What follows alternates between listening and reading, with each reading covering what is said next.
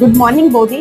Good morning বুনু। তুমি একটা কাজ করো, তুমি যাও গিয়ে তাড়াতাড়ি হাত মুখ ধুয়ে নাও, আমি তোমার ব্রেকফাস্টটা রেডি করে দিই। ঠিক আছে বৌদি।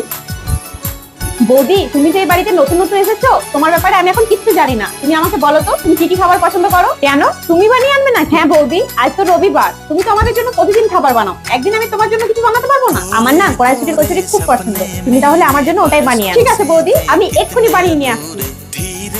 আরে আমি তো কড়াইশুটির কচুরি বানাতেই পারি না, যাই কি মাকে জিজ্ঞাসা করি।